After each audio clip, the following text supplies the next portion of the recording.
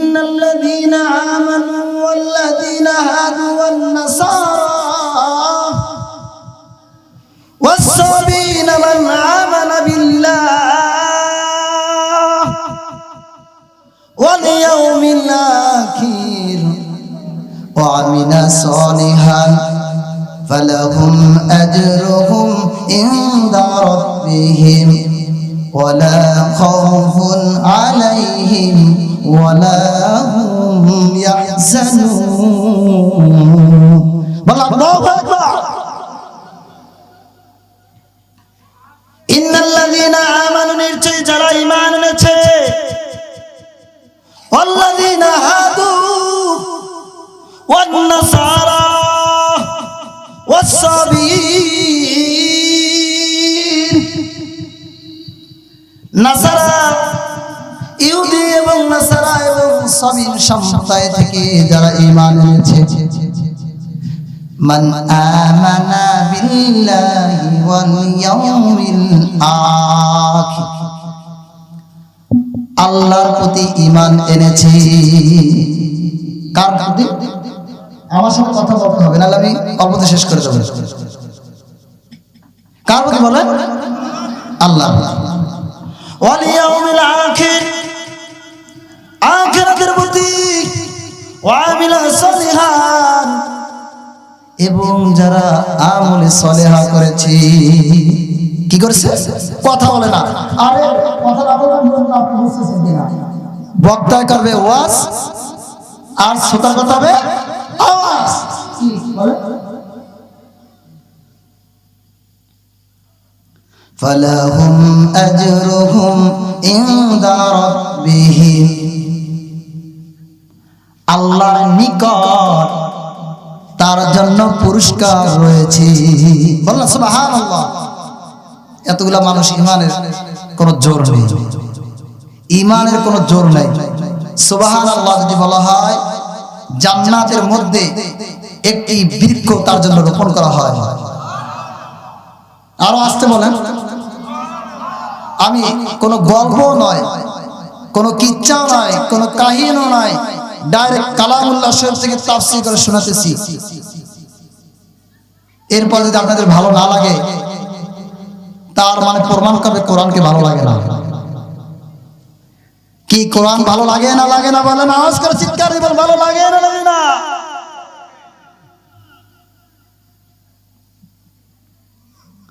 ولا خوف عليهم ولا هم يحزنون আল্লাহ তাদের জন্য ঘোষণা দিয়ে দিয়েছেন তাদের কোনো ভয় নাই এবং তারা কোনো দুঃখিত হবেন না এই আয়াতের শানে হলো সালমান ফারসি রাদিয়াল্লাহু তাআলা আনহু এই আয়াত যখন নাযিল হয় রাসূল আকরাম সাল্লাল্লাহু আলাইহি ওয়াসাল্লামের নিকট গিয়ে বললেন ইয়া রাসূলুল্লাহ ইয়া হাবিবাল্লাহ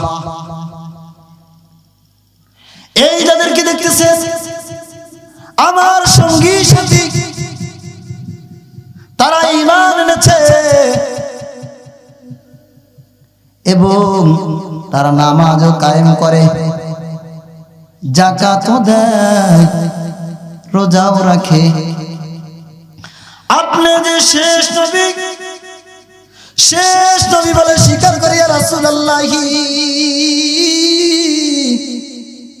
ইয়া হাবিবাল্লাহ আপনি যে শেষ নবী সেটা স্বীকার করে নিয়েছি এই গুণগান যখন সালমান ফারসি জনাব রাসূল আকবার জনাবে মুহাম্মদ রাসূল সাল্লাল্লাহু আলাইহি ওয়াসাল্লামের প্রতি তার সাথীদের প্রশংসা করলেন রাসূল সাল্লাল্লাহু আলাইহি ওয়াসাল্লাম সাথে সাথে উত্তর দিয়ে দিলেন তারা জাহান্নামী বলেন নাউজুবিল্লাহ সালমান ফারসি রাদিয়াল্লাহু তাআলা আনহু হায়রান হয়ে গেলেন মনে হলো যেন তার মাথার উপরে আসমান ভেঙে পড়ে গেছে সালমান ফারসি রাদিয়াল্লাহু তাআলা পেরেশান পেরেশান পেরেশান। এরপরে মনে হচ্ছে সালমান ফারসি রাদিয়াল্লাহু তাআলা আনহু পার তলা থেকে মাটি সরে যাচ্ছে। সালমান ফারসি রাদিয়াল্লাহু তাআলা আনহু মাটির ভিতরে মনে হচ্ছে যেন ডুবে যাচ্ছে। এরপরে সামনে বলবো আয়াতটাকে বলে নাই ওয়াইদা খাযনা মিসাকাকুম ওয়া রাফা'না ফাওকাকুমুত তুর খুযু মা আতাইনাকুম বিকুওয়াতিন ওয়া যাকুরু মা ফীহি লাআল্লাকুম তাত্তাকুন। বলুন আল্লাহু আকবার। وإذا أخذنا ميثاقكم ورفعنا فوقكم الطور। আল্লাহ তাআলা রব্বুল আলামিন এই ইহুদি এবং নাসারাদের মাথার উপর তুর পাহাড়কে চেপে ধরলেন। আল্লাহ তাআলা রব্বুল আলামিন তাদেরকে স্বীকার করালেন। আগে আল্লাহ তাআলা রব্বুল আলামিন অঙ্গীকার করালেন, এরপরে তাদের মাথার উপরে তুর পাহাড়কে চেপে ধরলেন। খুযু মা আতাইনাকুম, আল্লাহ বললেন গ্রহণ করো, খুযু গ্রহণ করো, আতাইনাকুম আমার আয়াত, বিকুওয়াতি ওয়াযকুরু মা ফীহি লাআল্লাকুম তাত্তাকুন।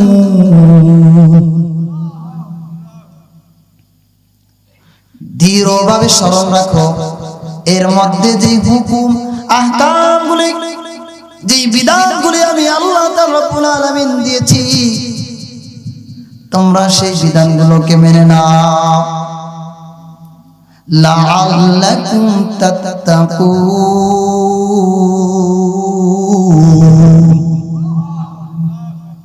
তাহলে তোমরা হতে পারবে মুত্তাকি।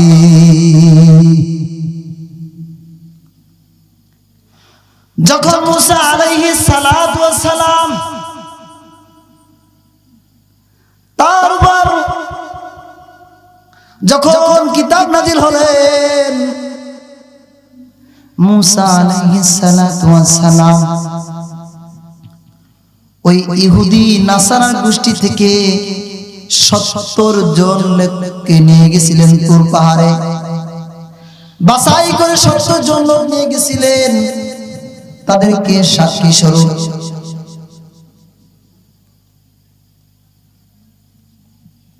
যখন সাক্ষী স্বরূপ নিয়ে গেছিলেন, তারা সিরিয়া থেকে ফেরার পরে যখন আসলেন, তাদের জাতি বাড়ির কাছে বললেন মুসা আলাইহিস সালাতু ওয়াস সালামের উপর আল্লাহ তাআলা রব্বুল আলামিন কিতাব নাযিল করেছে।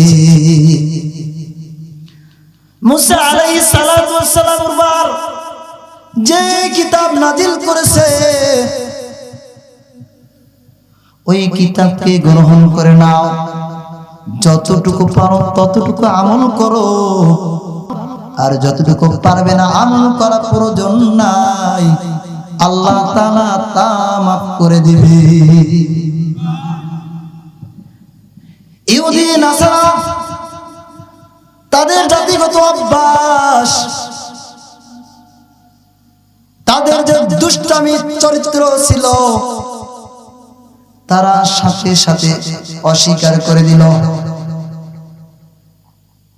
বলল না, আমরা এই কিতাবকে গ্রহণ করতে পারবো না। সুম্মা তাওয়াল্লাইতুম মিন বাদি যালিকা ফালাউলা ফাদলুল্লাহি আলাইকুম ওয়া রাহমাতুহু লাকুনতুম মিনাল খাসিরিন।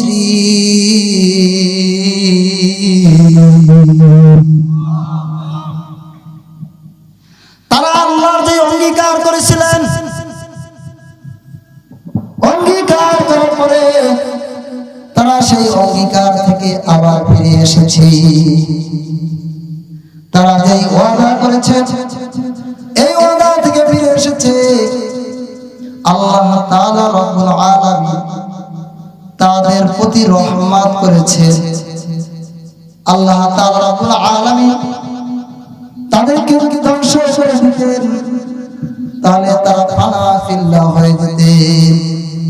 কিন্তু আল্লাহ তাআলা রব্বুল আলামিন তাদেরকে ধ্বংস করে নাই। কিন্তু এই নাসারাদের গোষ্ঠী, ইহুদের গোষ্ঠী, তাদের জাতিগত অভ্যাসগুলো যেগুলো চরিত্র ছিল একের পর এক তারা তা করে চলছে। وَلَقَدْ عَلِمْتُمُ الَّذِينَ اعْتَدَوْا مِنْكُمْ فِي السَّبْتِ فَقُلْنَا لَهُمْ كُونُوا قِرَادَةً خَاسِئِينَ।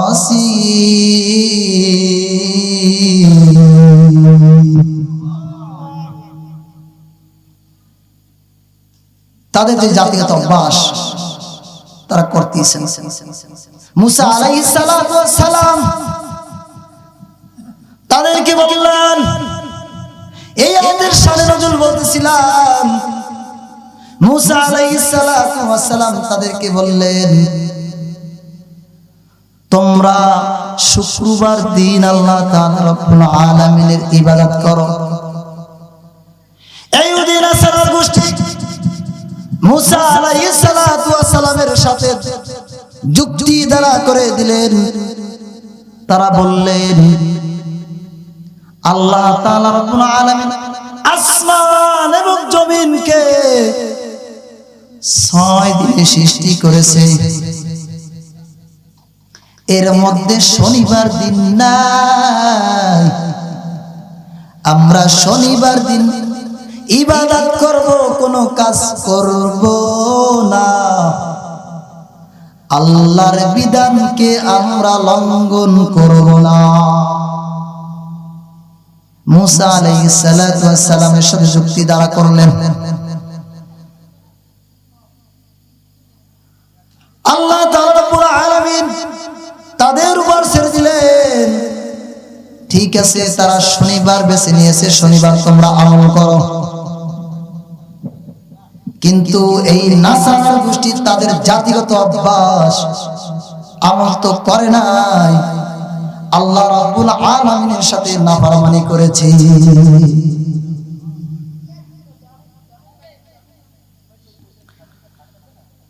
তারা বলেছে শনিবার দিন ইবাদত করবে,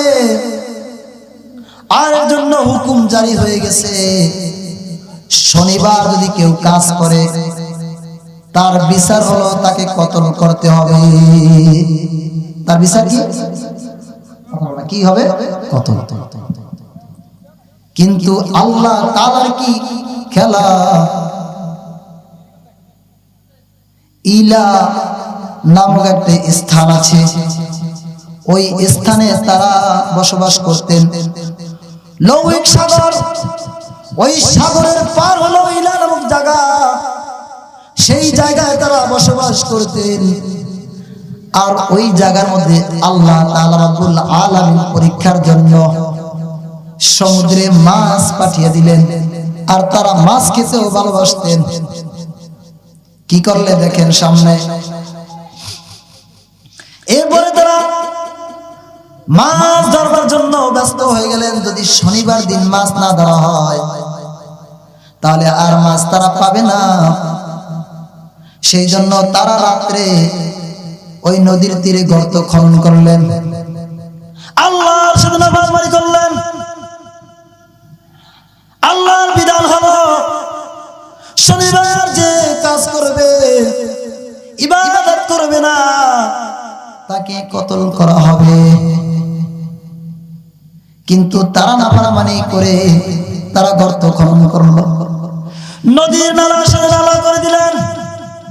মাছ আসলেন, জাল দিয়ে তারা আটকে দিলেন। রবিবার দিন সকালে তারা মাছগুলো ধরলেন।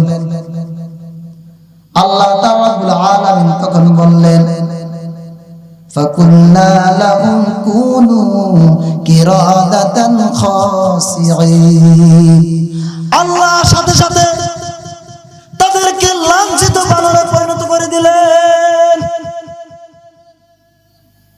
যখন নাফরমানি করলেন আল্লাহ সাথে সাথে লাঞ্ছিত বানর পরিণত করে দিয়েছেন।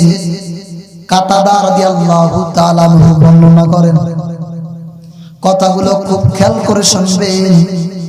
তাফসীরের কিতাব থেকে কেটে বের করে বলতে হইতেছে, এমনি এমনি আসে না, একটু চার ব্যবস্থা করতে হবে। কাতাদা রাদিয়াল্লাহু তাআলা আনহু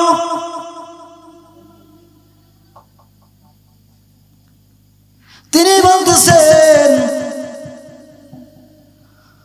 যখন তারা বানরে পরিণত হয়ে গেল, যুবকরা বানরে পরিণত হয়ে গেছে, আর বৃদ্ধরা শুকরে পরিণত হয়ে গেছে। কাতাদা রাদিয়াল্লাহু তাআলা আনহু এই বর্ণনা করতেছেন, যুবকরা শুকরে পরিণত হয়ে গেছে আর বৃদ্ধরা শুকরে পরিণত হয়ে গেছে। যখন এই কথা বললেন, রাসূল সাল্লাল্লাহু আলাইহি ওয়াসাল্লামকে জিজ্ঞেস করলেন, ইয়া রাসূলুল্লাহ, এই বানর এই শুকর কি তারা চিরদিন থাকবে কিনা?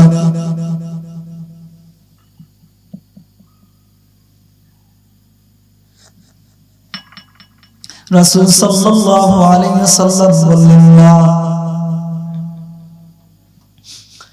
3 দিন পর এই বানরগুলো সব মারা যায়।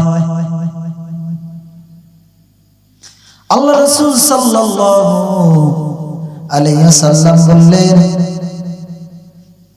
বানর এবং শুকর আগেও ছিল, এখনো আছে, কিয়ামত পর্যন্ত থাকবে। দেখেন, তারা নাফরমানি করার কারণে আল্লাহ তাআলা রব্বুল আলামিন তাদেরকে বানরে পরিণত করে দিয়েছেন। আমরা যে সীমা লঙ্ঘন করতেছি, দৈনিক আল্লাহ তাআলা রব্বুল আলামিনের যে নাফরমানিগুলো করতেছি, আল্লাহ তাআলা আমাদেরকে ভালোই রেখেছেন। শুধু একটা আদেশ অমান্য করার কারণে তারা বানরে পরিণত হয়ে গেছে। গেছে কিনা বলেন? আমরা আল্লাহ তাআলার যে বিধান আছে, এই বিধানের কি অমান্য করতেছি? আজকে আমি বলবো, ঈমানের দাওয়াত দাও। ঈমানের বাইরে তোমার দাওয়াত দেওয়ার কোনো দরকার নাই। সম্মানের সাথে বলতে চাই, সম্মানের সাথে শ্রদ্ধার সাথে নাম নিতে চাই, হকের বিরুদ্ধে করিও না, বাতিলের বিরুদ্ধে করো। আলী হাসান ওসামা, আপনাকে আমি বলতে চাই, দিনে দাওয়াত দিচ্ছেন, আপনি দেন, আলহামদুলিল্লাহ, ভালো, কিন্তু বাতিলের বিরুদ্ধে হুঙ্কার না দিয়ে হকের বিরুদ্ধে বলতেছেন। সকলের মধ্যে ভুল ত্রুটি থাকতেই পারে, স্বাভাবিক, সেই জন্য আপনি হকের বিরুদ্ধে বলবেন, কিন্তু বাতিলের কোনো খবর নাই। কাদের সহযোগিতা করতেছেন? শাইখুল ইসলাম, আমার মাথার মুকুট, শাইখুল হাদিস আল্লামা শাহ আহমদ শফী রহমাতুল্লাহি আলাইহি, আজকে তিনি রহমাতুল্লাহি আলাইহি হয়ে গেছেন, আজকে দুনিয়াতে নাই। আল্লাহ সুবহানাহু ওয়া তাআলা কুদরতে, বহুত মেহেরবানিতে আমরা সুযোগ পেয়েছি তার কাছে বুখারী পড়া। শাইখুল হাদিস জুনায়েদ বাবুরাও রহমাতুল্লাহি আলাইহি আজকে নাই। আল্লাহ তাআলা তার কাছে অসুস্থ যখন ছিলেন বাইরে, তখন বুখারী আউয়ালের 4 পারা আমাদেরকে সুনাদ বাউনা রাহমাতুল্লাহি আলাইহি পড়াইছিলেন। তার নির্দিষ্ট কিতাব ছিল বুখারী সানি পড়ানোর। আজকে দুনিয়াতে নাই। তার একটাই দাবি ছিল শেষ সময় সরকারের কাছে তার অনেক কথাই সরকার শুনেছে। আমি সরকার বাহাদুরকে বলবো, আপনি হুজুরের যে সর্বশেষ কতটুকু ছিল সেইটা আপনি বাস্তবায়ন করুন। আপনার বাবা ছিল মুসলমান, আপনিও মুসলমান, অতএব আমাদের দাবি থাকবে এই কাদিয়ানী গোষ্ঠীদেরকে কাফের ঘোষণা করতে হবে। এরা মুসলমানের দাবি, গোলাম আহমদ কাদিয়ানী শেষ নবী দাবি করেছে মুসলমানের ঈমান কেড়ে নিচ্ছে, এমন গোলাম আহমদ কাদিয়ানীকে বাংলাদেশ থেকে ঘোষণা করতে হবে তাদেরকে বাতিল বাতিল বাতিল। ঠিক কিনা বলেন? আরেকটা ফিরকা বের হয়েছে, হিজবুশ শয়তান, ওর নাম দিয়েছে হিজবুত তাওহীদ। এই হিজবুশ শয়তানকে বাংলাদেশ থেকে তাড়াতে হবে। মানুষ বুঝে না, ঈমান কেড়ে নিতেছে, এমন কৌশলে নিতেছে, সব শেষ করে দিচ্ছে। সেজন্য আমি ওসামা সাহেবকে বলবো এদের বিরুদ্ধে হুঙ্কার দেন, বাতিলের বিরুদ্ধে নয়। বাতিলের বিরুদ্ধে হুঙ্কার দিয়ে লাভ নাই, হকের বিরুদ্ধে হুঙ্কার দিয়ে লাভ নাই, ক্ষতি ছাড়া। বাতিলের বিরুদ্ধে হুঙ্কার দেয়া, যদি না দিতে পারেন তাহলে চুপ থাকেন, হকের বিরুদ্ধে বলিয়েন না। একজনে বলছে